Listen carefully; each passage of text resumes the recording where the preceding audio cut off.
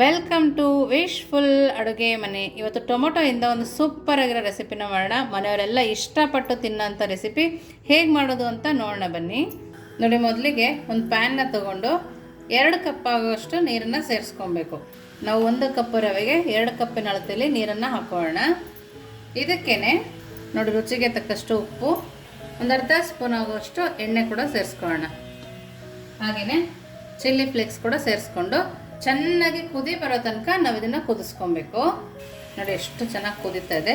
ಈ ಟೈಮಲ್ಲಿ ನಾವು ರವೆನ ಹಾಕೋಣ. ನೋಡಿ, ಈ ಥರ ಚೆನ್ನಾಗಿ ಕೈ ಆಡಿಸ್ಕೋಬೇಕು. ರವೆ ನೀರನ್ನು ಚೆನ್ನಾಗಿ ಎಳ್ಕೊಳುತ್ತೆ. ಮೀಡಿಯಮ್ ಫ್ಲೇಮಲ್ಲಿ ಇಟ್ಕೊಂಡು ಚೆನ್ನಾಗಿ ತಿರುಗಿಸ್ಕೊಳ್ಳೋಣ. ನೋಡಿ, ಎಷ್ಟು ಚೆನ್ನಾಗಿ ನೀರು ಎಳ್ಕೊತಾ ಇದೆ. ನೋಡಿ, ಇವಾಗ ಲೋ ಫ್ಲೇಮಲ್ಲಿ ಇಟ್ಕೊಂಡು ಒಂದು 3 ನಿಮಿಷ ಇದನ್ನು ಬೇಯಿಸ್ಕೊಳ್ಳೋಣ. ನೋಡಿ, ಇವಾಗ 3 ನಿಮಿಷ ಆಗಿದೆ. ಇದನ್ನು ಪಕ್ಕಕ್ಕೆ ತಣ್ಣಗೆ ಹಾಕಿಟ್ಟು ನೆಕ್ಸ್ಟ್ ಏನು ಮಾಡೋದು ನೋಡೋಣ ಬನ್ನಿ. ನೋಡಿ, ಒಂದು ಸಣ್ಣ ಪ್ಯಾನ್ನ ತೊಗೊಂಡಿದ್ದೀನಿ. ಅದಕ್ಕೆ ಒಂದು 2 ಸ್ಪೂನ್ ಆಗುವಷ್ಟು ಎಣ್ಣೆನ ಸೇರಿಸ್ಕೊಳ್ಳೋಣ. ಇವಾಗ ಇದಕ್ಕೇನೆ ಉದ್ದಾಗಿ ಕಟ್ ಮಾಡಿರೋಂಥ ಈರುಳ್ಳಿನ ಸೇರಿಸ್ಕೊಳ್ಳೋಣ. ನೋಡಿ, ಈರುಳ್ಳಿ ಚೆನ್ನಾಗಿ ಸ್ವಲ್ಪ ಫ್ರೈ ಆಗಬೇಕು.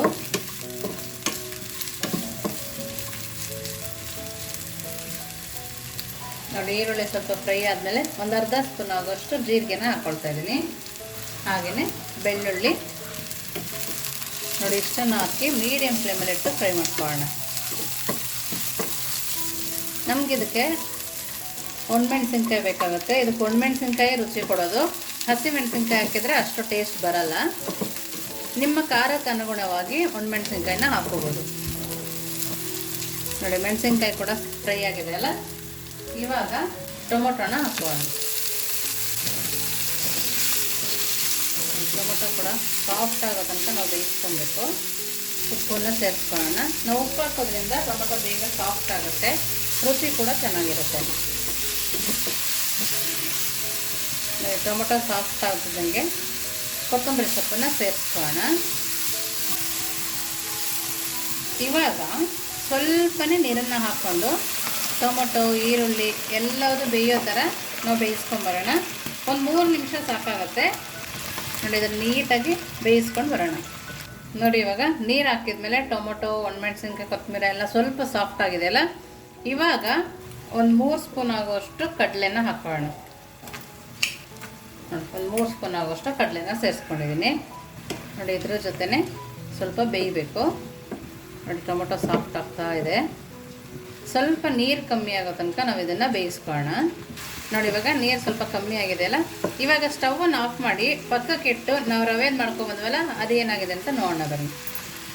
ನೋಡಿ, ರವೆನಲ್ಲಿ ಮಾಡ್ಕೊಂಬಂದ್ವಲ್ಲ, ಎಷ್ಟು ಗಟ್ಟಿಯಾಗಿದೆ. ನೋಡಿ, ನೀರು ಚೆನ್ನಾಗಿ ಎಳ್ಕೊಂಡಿದೆ. ಇದು ಇನ್ನೂ ಸ್ವಲ್ಪ ಬಿಸಿ ಇರುತ್ತೆ. ಕೈ ಹಾಕೋಕ್ಕೂ ಮುಂಚೆ ತಣ್ಣಗಿದೆಯಾ ಬಿಸಿ ಇದೆ ನೋಡ್ಕೊಳ್ಳಿ. ನೋಡಿ, ಇವಾಗ ಇದನ್ನು ಚೆನ್ನಾಗಿ ನಾದ್ಕೊಬೇಕು.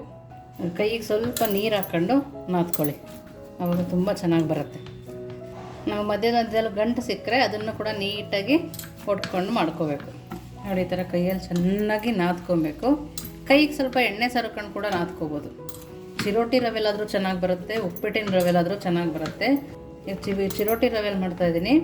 ನೀವು ಉಪ್ಪಿಟ್ಟಿನ ರವೆಲಿ ಮಾಡಿದ್ರೂ ಸ್ವಲ್ಪ ಒಂದು 2 ಸ್ಪೂನ್ ಆಗುವಷ್ಟು ನೀರನ್ನು ಜಾಸ್ತಿ ಹಾಕೊಂಡ್ರೆ ಸಾಕಾಗತ್ತೆ. ಅದು ಕೂಡ ಚೆನ್ನಾಗಿ ಬರುತ್ತೆ. ಇಷ್ಟು ಚೆನ್ನಾಗಿ ನಾದ್ಕೊಬೇಕು. ನೋಡಿ, ನಾದ್ಕೊಂಡಾದ್ಮೇಲೆ ನೆಕ್ಸ್ಟ್ ಏನು ಮಾಡೋದು ನೋಡೋಣ ಬನ್ನಿ. ನೋಡಿ, ಕೈಗೆ ಸ್ವಲ್ಪ ಎಣ್ಣೆ ಹಾಕ್ಕೊಂಡಿದ್ದೀನಿ.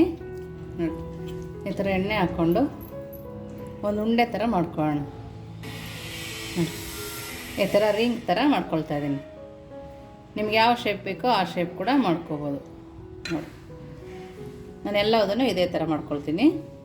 ನೋಡಿ, ಈ ಥರ ಒಂದು ಸರಿ ಕೈಯಲ್ಲಿ ನಾದ್ಕೊಂಡು ಈ ಥರ ರೌಂಡ್ ಮಾಡಿ ಸ್ವಲ್ಪನೇ ಪ್ರೆಸ್ ಮಾಡಿ, ಜಾಸ್ತಿ ಪ್ರೆಸ್ ಮಾಡೋದು ಬೇಕಾಗಲ್ಲ.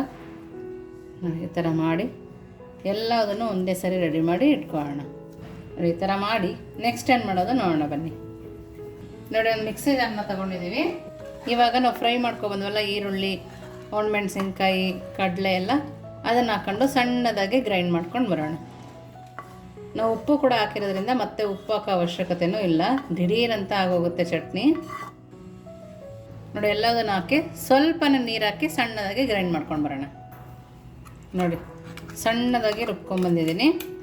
ನಿಮಗೆ ಇದಕ್ಕೆ ಒಗ್ಗರಣೆ ಬೇಕಿದ್ರೆ ಒಗ್ಗರಣೆ ಹಾಕ್ಕೊಬೋದು. ನಾನು ಒಗ್ಗರಣೆ ಹಾಕ್ತಾಯಿಲ್ಲ. ನೋಡಿ ಈ ಥರ ರೆಡಿ ಮಾಡಿ ಪಕ್ಕಕ್ಕೆ ಎತ್ತಿಟ್ಕೊಂಡು ನೆಕ್ಸ್ಟ್ ಏನು ಮಾಡೋದು ನೋಡೋಣ ಬನ್ನಿ. ನೋಡಿ ಒಂದು ಬಾಣಲಿನ ತಗೊಂಡು ಎಣ್ಣೆನ ಹಾಕ್ಕೊಬೇಕು. ಎಣ್ಣೆನ ಚೆನ್ನಾಗಿ ಕಾಯಿಸ್ಕೊಂಡು ಬರೋಣ. ಮೀಡಿಯಮ್ ಫ್ಲೇಮಲ್ಲಿಟ್ಟೆ ಕಾಯಿಸ್ಕೋಬೇಕು. ನೋಡಿ ಇವಾಗ ಎಣ್ಣೆ ಚೆನ್ನಾಗಿ ಕಾದಿದೆ. ನಾವು ಮಾಡ್ಕೊಂಡಿರೋ ರವೆದನ್ನು ಹಾಕೋಣ. ರವೆ ಬೈಟ್ಸ್ ಅಂತನಾದ್ರು ಕರಿಬೋದು, ಕ್ರಿಸ್ಪಿ ಅಂತನಾದ್ರು ಕರಿಬೋದು, ಯಾವ ಥರ ಬೇಕಾದರೂ ಕರಿಬೋದು. ಅಷ್ಟು ಕ್ರಿಸ್ಪಿಯಾಗಿ ಬರುತ್ತೆ. ಎಣ್ಣೆ ನೀಟಾಗಿ ಕಾಯಬೇಕು. ನಾವು ಹಾಕಿದ ತಕ್ಷಣ ಕೈ ಹಾಕಬಾರ್ದು. ರವೆಯಿಂದ ಕೂಡ ಇನ್ಸ್ಟೆಂಟಾಗಿ ಮಾಡ್ಕೊಬೋದು.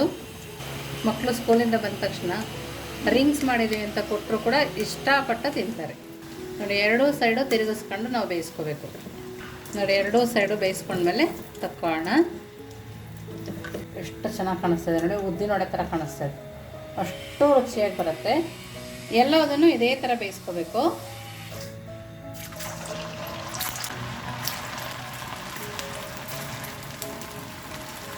ನೋಡಿ ಇವಾಗ ರೆಡಿ ಇದೆ. ನೋಡಿ ಎಲ್ಲದನ್ನು ಅದೇ ಥರ ಬೇಯಿಸ್ಕೊಂಡು ಬಂದಾಗಿದೆ. ಈಗ ನೆಕ್ಸ್ಟ್ ಏನು ಮಾಡೋದು ನೋಡೋಣ ಬನ್ನಿ. ನೋಡಿ ನಾವು ಈರುಳ್ಳಿ ಟೊಮೊಟೊ ಚಟ್ನಿ ಮಾಡ್ಕೊಂಡ್ವಲ್ಲ, ಅದು ಕೂಡ ರೆಡಿ ಇದೆ. ನೋಡಿ ನಿಮಗೆ ಬೇಕಾದರೆ ಒಗ್ಗರಣೆ ಹಾಕೋಬೇಕು ಅಂತ ಹೇಳಿದ್ನಲ್ಲ, ಸಾಸಿವೆ ಒಣಮೆಣಸಿನ್ಕಾಯಿ ಒಗ್ಗರಣೆ ಕೂಡ ಹಾಕ್ಕೋಬೋದು. ನೋಡಿ ತುಂಬಾ ಚೆನ್ನಾಗಿದೆ. ಚಟ್ನಿ ಸ್ಮೆಲ್ಲಂತೂ ಸೂಪರಾಗಿ ಬರ್ತಾಯಿದೆ. ಹಾಗೆಯೇ ರವೆ ರಿಂಗ್ಸ್, ಅದು ಕೂಡ ಸೌಂಡ್ ಕೂಡ ನೋಡಿ ಎಷ್ಟು ಚೆನ್ನಾಗಿ ಬರ್ತಾಯಿದೆ. ನೋಡಿ ತುಂಬಾ ಕ್ರಿಸ್ಪಿಯಾಗಿ ತುಂಬಾ ಚೆನ್ನಾಗಿ ಬಂದಿದೆ. ನೋಡಿ ಎಷ್ಟು ಕ್ರಿಸ್ಪಿಯಾಗಿದೆ ಅಂತ ತೋರಿಸ್ತೀನಿ. ನೋಡಿ ನೋಡ್ತಾ ಇದ್ದೀರಲ್ಲ, ಎಲ್ಲ ಸೈಡು ನೀಟಾಗಿ ಬೆಂದಿದೆ. ನಾನಿಲ್ಲಿ ಚಿರೋಟಿ ರವೆಯಿಂದ ಮಾಡ್ಕೊಂಡಿದ್ದೀನಿ. ನೀವು ಉಪ್ಪಿಟ್ಟಿನ ರವೆಯಿಂದ ಕೂಡ ಮಾಡ್ಕೊಬೋದು. ತುಂಬಾ ಸುಲಭವಾಗಿ ಮಾಡ್ಕೊಬೋದು. ನೋಡಿ ಕಟ್ ಮಾಡ್ಕೊಡೋ ತೋರಿಸ್ತೀನಿ. ನೋಡಿ ನಾವು ಆಲೂಗಡ್ಡೆಲೆಲ್ಲ ಮಾಡ್ತೀವಲ್ಲ, ಆ ಥರ ಬಂದಿದೆ. ಚಟ್ನಿ ಕೂಡ ಟೇಸ್ಟ್ ಮಾಡೋಣ. ನೋಡಿ ಚಟ್ನಿ ಕೂಡ ನೋಡಿ ಎಷ್ಟು ಚೆನ್ನಾಗಿದೆ. ಕಲರ್ ಕೂಡ ಎಷ್ಟು ಚೆನ್ನಾಗಿದೆ ನೋಡಿ. ನಾವು ಯಾವಾಗಲೂ ಕೊಕೊನಟ್ ಚಟ್ನಿ ಮಾಡೋದಕ್ಕಿಂತ ಈ ಥರ ಡಿಫ್ರೆಂಟಾಗಿ ಮಾಡಿದರೆ ಇಡ್ಲಿ ದೋಸೆ ಕೂಡ ಸೂಪರ್ ಕಾಂಬಿನೇಷನ್ನು. ನೋಡಿರಿ ಟೇಸ್ಟ್ ತುಂಬ ಅಂದರೆ ತುಂಬಾ ಚೆನ್ನಾಗಿದೆ. ನೀವು ಒಂದ್ಸರಿ ಮನೇಲಿ ಮಾಡಿ ಹೇಗಿತ್ತು ಅಂತ ವಿಶ್ಫುಲ್ ಅಡುಗೆ ಮನೆಗೆ ಕಮೆಂಟ್ ಮಾಡೋದನ್ನು ಮರಿಬೇಡಿ. ನೀವಿನ್ನೂ ನಮ್ಮ ಚಾನಲ್ ಲೈಕ್ ಮಾಡಿಲ್ಲ ಅಂದರೆ ಲೈಕ್ ಮಾಡಿ, ಶೇರ್ ಮಾಡಿ, ಸಬ್ಸ್ಕ್ರೈಬ್ ಮಾಡಿ. ವಿಶ್ಫುಲ್ ಅಡುಗೆ ಮನೆಗೆ ಥ್ಯಾಂಕ್ ಯು.